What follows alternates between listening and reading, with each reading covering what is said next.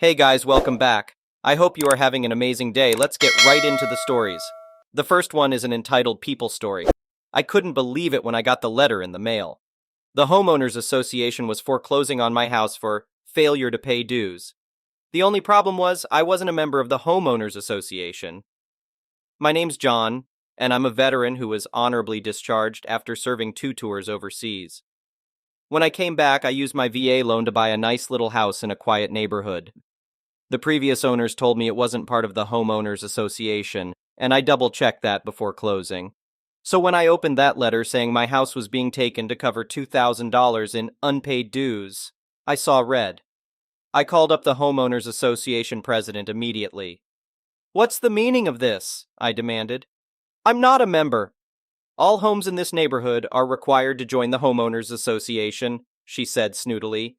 "It's right there in the covenants." "I never signed any covenants," I yelled back. "You can't just claim my house without my consent." "We can and we have," she said. "You have 30 days to pay the back dues or we will take possession of the home." Then she hung up on me. I was furious. There was no way I was letting them take the house I'd worked so hard for after getting out of the service. I decided to talk to my neighbors to see if they knew anything about the Homeowners Association's shady practices. That's when I found out that they'd done this to others too. My next-door neighbor, Barry, told me that when he bought his place, the Homeowners Association had slapped him with a bill for $5,000 in transfer fees right after closing. He'd paid up because he didn't know any better. Other neighbors had similar stories of made-up fines, dues, and fees. The Homeowners Association was clearly abusing its power and trying to squeeze every penny out of the residents. We decided enough was enough. Together, we rallied our community to stand up to the Homeowners Association. We went door to door getting statements and collecting evidence of the Homeowners Association's unfair practices. Our little neighborhood watch group soon turned into an organized task force with one mission: take down the Homeowners Association. Barry knew a lawyer who agreed to help us file a class action lawsuit. With the amount of bogus fines and fraudulent fees they'd charged over the years, we were easily looking at a $300,000 judgment. The night before we filed the suit, the Homeowners Association president showed up at my door. "This has all been a misunderstanding," she said with a nervous smile. "We'll waive those dues immediately." "Too little, too late," I said. "You tried to steal my house, now we're going to take every penny your corrupt association has." Once we filed the lawsuit, it was like a weight had been lifted off the neighborhood. The Homeowners Association stopped harassing people, and we actually started to feel like a community. We had block parties, cookouts, and for the first time since I moved in, I felt at home. A few months later, the judge ruled in our favor: $350,000 in damages plus legal fees. We decided to dissolve the Homeowners Association completely and let people enjoy their homes in peace. The day the ruling came down, we had the biggest neighborhood cookout yet to celebrate. Barry fired up the grill as I raised a glass. "Here's to taking down corruption and fighting for what's right," I said as my neighbors cheered. With friends like these by my side, that Homeowners Association didn't stand a chance. The next one is a pro-revenge story. This story is still unfolding, but it's already reached an explosive level. Some details are intentionally vague. Context: I'm a woman in my 30s with a reasonably good corporate-type job in a field with lots of room for growth, and I am recently back into the dating scene after a decade. I'm kind of a would-be a 10 if she lost 30 pounds looking girl, beautiful face if a bit chubby, but I never have issues getting a date.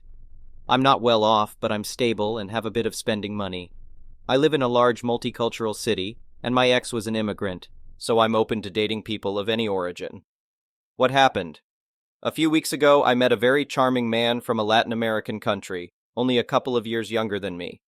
He seemed very sweet, cuddly, intelligent, family-oriented, emotionally available, educated, and in a good profession back home in his country. He had a lot in common with me, and our chemistry seemed amazing inside and outside the bedroom. He was honest that he was in my country on a tourist visa, but hoping to stay. I made it clear I wouldn't be able to help him with that, but we'd have a fun summer fling while he was here. If he managed to stay or come back, only then would we consider a real relationship. Then the other shoe dropped. A couple of weeks and 4 dates in, during a text conversation about my work, he asked me to be his sugar mommy. I initially laughed and assumed it was a joke. He kept pushing and clearly said it wasn't. Of course, feeling insulted by this, I went off on him. He maintained it as a serious ask until I hit a nerve with my complaints about how embarrassed he should be to ask me that. Then he got angry and insulted me for thinking he was serious about it. No apology for being hurtful to me. Obviously, what I did next was take screenshots and cry about it to my closest friends. I was hurt that I was fooled into thinking he liked me and that he thought I needed to pay for a man. My friends started the fuse on what happened next. One of my friends started snooping more on his online presence. Together, we found about 6 different Instagram accounts that were him using different variations of his name and different photos of himself, all uploaded in batches. On Facebook, a similar pattern emerged. All very scammy and suspicious looking. He'd been foolish enough on one of his profiles, though, to follow and tag the employer that he was working for illegally on his tourist visa in my country. So I contacted another close friend in a local law enforcement agency that works with immigration. She looked up his file and he had a wife and daughter at home. I released the hounds after that.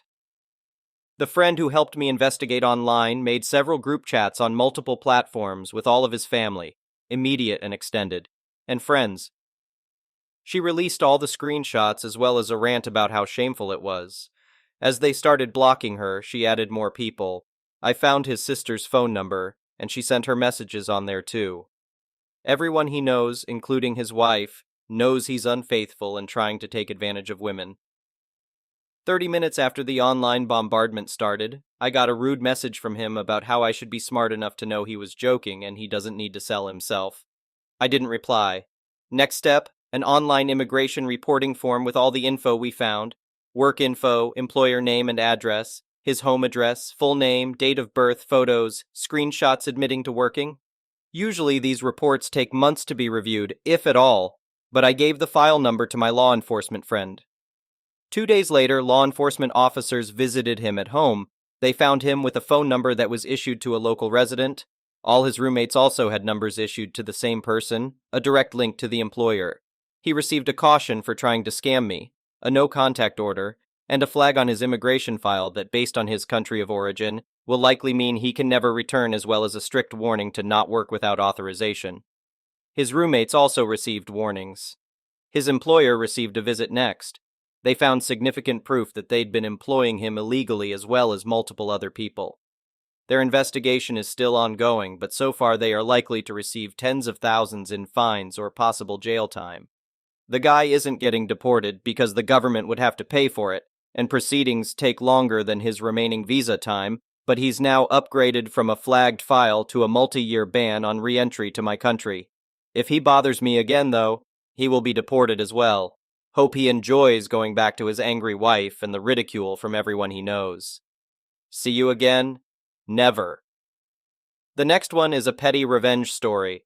I have a small cleaning business, and one of the places I clean often is the headquarters for an insurance company. I'll just start off by sharing that I've cleaned daycares, nursing homes, doctors' offices, and none of them are as bad as the banks and office bathrooms I have cleaned. I was always under the impression that people handling large amounts of money were less animalistic and would have better bathroom etiquette. Alas, I have seen things not for the weak in these places. Aside from my recent endeavors cleaning literal explosive diarrhea off of a wall, floor, and entire toilet, I don't even know how an ass can do something like this, but apparently it can. There is one consistent battle I am fighting. A war has started between me and a stranger I do not know at this company. I must warn you, if you have gotten this far, what I am about to say is not for the weak stomach. Every day for the past 2 months there is a urinal in one of the men's bathrooms that is never flushed.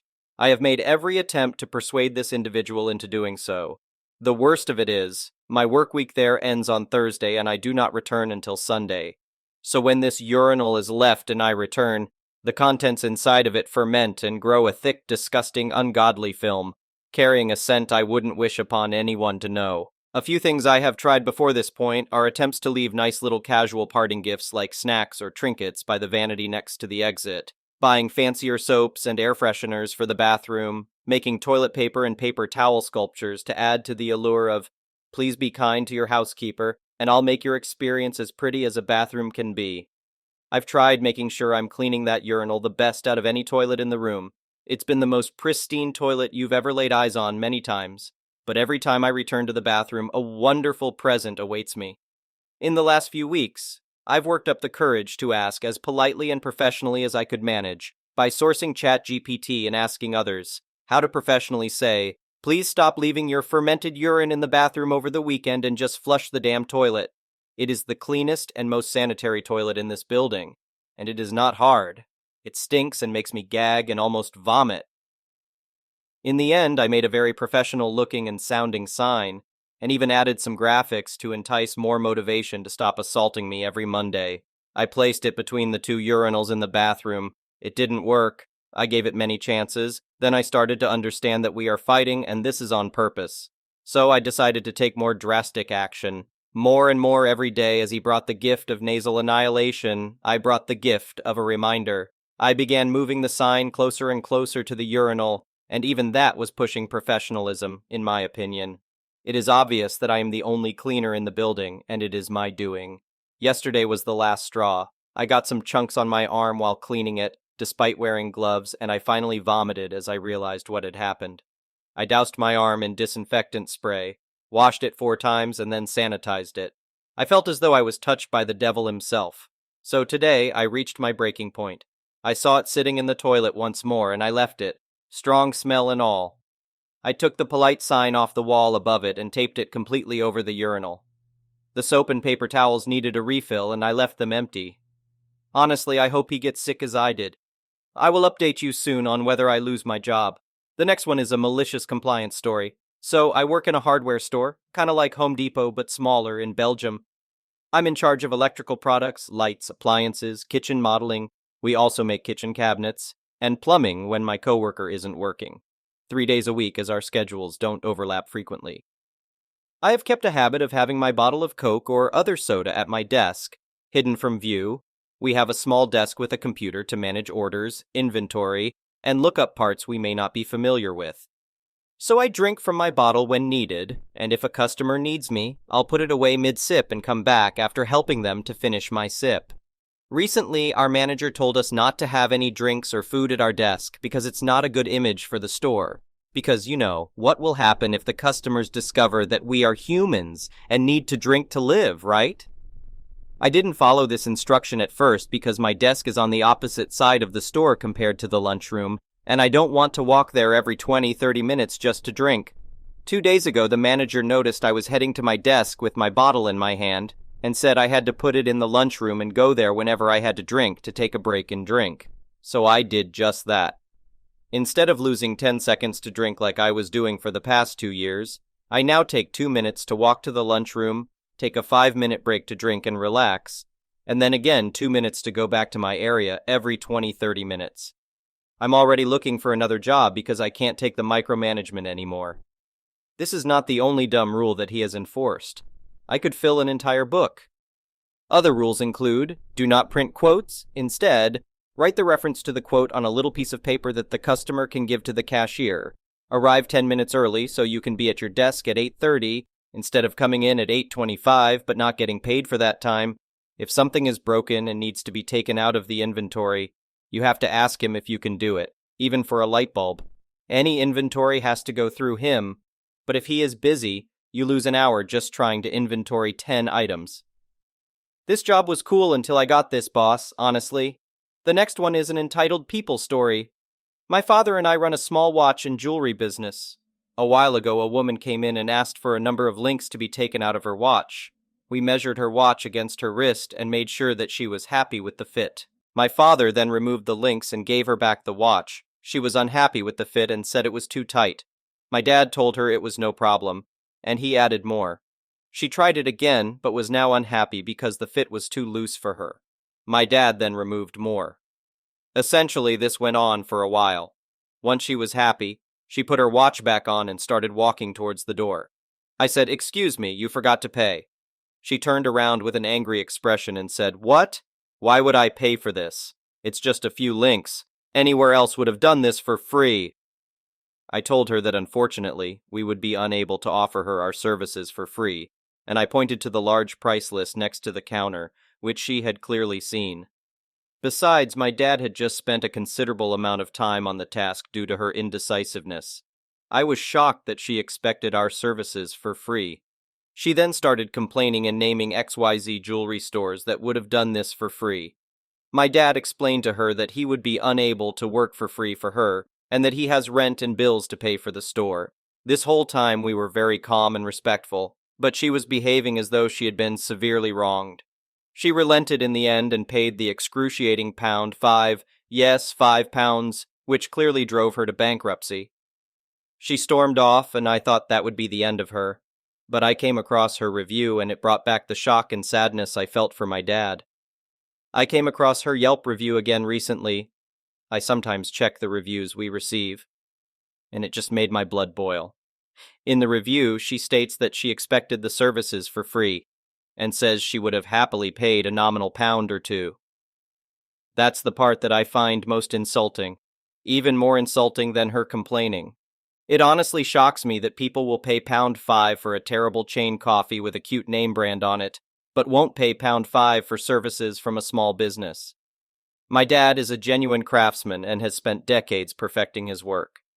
You aren't paying for the time it takes to do something, which was quite long anyway because the customer couldn't make up her mind. You're paying for his expertise and experience. Sure, taking out links and putting in new ones isn't the most onerous job, but refusing to pay someone for work they have done is straight up disrespectful and entitled. Anyway, rant over. Thank you for listening to me, and please support your local small businesses. Note: resizing is included in the price of any watch purchased from our store, but she had purchased her watch elsewhere. My dad was also taking out the number of links she was telling him to, but she was just indecisive. The next one is an entitled parent story. This weekend, a friend of mine asked me to keep an eye on her 2 kids, while she and her hubby went away for the weekend for some couple time. Her mother was initially going to watch the kids, but fell through on short notice. She called me at 3 p.m. on Friday to come over in 3 hours. And my friend knew I probably wasn't doing anything, which was both hurtful and accurate. I said, sure. She's got 2 kids, a girl who is 8 and a boy who is 5. They're good kids for the most part. The boy has a little bit of a snitching problem, and the girl has a sharing problem, but it's 2 days. So I show up Friday after work while my friend gives me the rundown, and her husband tells the kids he will beat them with their sibling if they're bad. The kids were unimpressed. The parents leave, and it's just me and the kids in the house, and it's immediate pandemonium. The brother snitches on his sister for taking an extra cookie. The sister cries to me that her brother touched her switch, and I make the executive decision that they've got too much energy, and if they're tuckered out, they'll hopefully chill. So I ask the kids to track down bathing suits because we're going to my gym, which has a pool and a guest policy. I did let Mom know what we were up to before we left, and asked if it was okay if I brought my dog over. He doesn't shed and is house-trained. She said that was fine. Operation Pool was a great success, though the locker room got a bit dicey. That's a whole other story. Once everyone was appropriately tired, including me, we made a pit stop on the way back to their house to grab my pooch. He's extremely well-behaved and loves kids, and both kids were immediately all about Dexter, and Dexter was all about the kids. Ground rules: no pulling on his fur, and he goes where he wants. Kids kinda struggle with the notion that a dog is not a toy. I obviously kept him out of places where he wasn't supposed to go, but I'm a grown-up. Allegedly. Miraculously, after the swim and chasing the dog around the house, left the kids too pooped to pop, and both fell asleep watching a Disney film on the TV. After the movie, I woke the kids up to trot off to bed and didn't make them brush their teeth. For the record, the son did indeed throw me under a bus when Mommy called in the morning. I told the kiddos that if they left their doors open, Dexter might sneak in and give them cuddles. I increased the likelihood of this by sleeping on the couch and not leaving him a spot. He expressed his displeasure with me by flouncing off and going into the boys' room to sleep. Great success. Saturday we went for a hike in the morning, had a nap, and then played ball with the dog and generally had a pretty chill day. Diffused the sharing issue by explaining to the girl that the pup has feelings and wants just like any person, and she can't control him that way. She appeared thoughtful, and then immediately started yelling at her brother for hogging the dog again. At least she wasn't mad at the dog. I successfully heated up the casserole Mom had left me for dinner, following her carefully laid out instructions, admonished the kids to not give him people food, and was soundly ignored. I did draw the line at a couple morsels from each kid, and put my foot down. More than that, and he's gonna get the runs, and nobody wants that. That night, I made sure Sis got a turn by again, hogging the couch and also closing the boy's door since he got a turn already. The girl was smug. The boy made me call his mom. Mom wasn't happy that my dog was in her kids' beds. I reminded her that he doesn't shed and can't smell worse than the kids, and her daughter might burn the house down with us inside if she doesn't get a turn. Mom accepted defeat.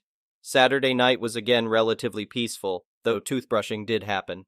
Early Sunday morning, I got woken up by having my dog step on my testicles, which is a thing he's really good at, and he was mad at me for not leaving any room. I made room. Apparently the girl tried to do something he didn't like, and he noped out of there. She wasn't happy about that, but was appeased by my pain enough to go back to bed. This morning was relatively chill. Some more playing with the dog and some team tug of war, and Mom and Dad got back around lunchtime and thanked me for keeping their kids in one piece. The kids said bye to the pup, and there were tears, and I loaded up myself and my dog and went back home to enjoy the relative peace and quiet. Yeah, I wish it ended there. Maybe an hour after we got home, I get a phone call from a very frazzled-sounding mom with kids crying in the background. She says they need my dog now. I'm sorry, what? You don't need a dog, you need my dog? Like I don't need to come back and visit soon, you just want him? Well, the kids got so attached and they won't stop crying about missing the dog, and her husband don't have time for 2 kids and a puppy, and more guilt-inducing word vomit that was having precisely 0 effect on me. Abso-fluffing-lutely, not click. Still getting texts about being reasonable and you have time to train a new dog. 48 hours of free babysitting isn't enough? You want my dog too? Not in this lifetime. Thank you for watching. I would really appreciate it if you could like the video and subscribe to our channel if you haven't already. We'll see you again tomorrow.